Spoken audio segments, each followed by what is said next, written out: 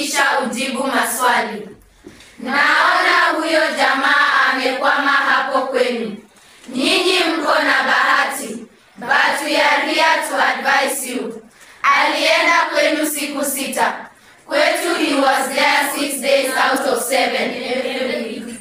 Hakuna barabara hajui kwa jina. Hakuna soko hajui kwa jina. And he will memorize.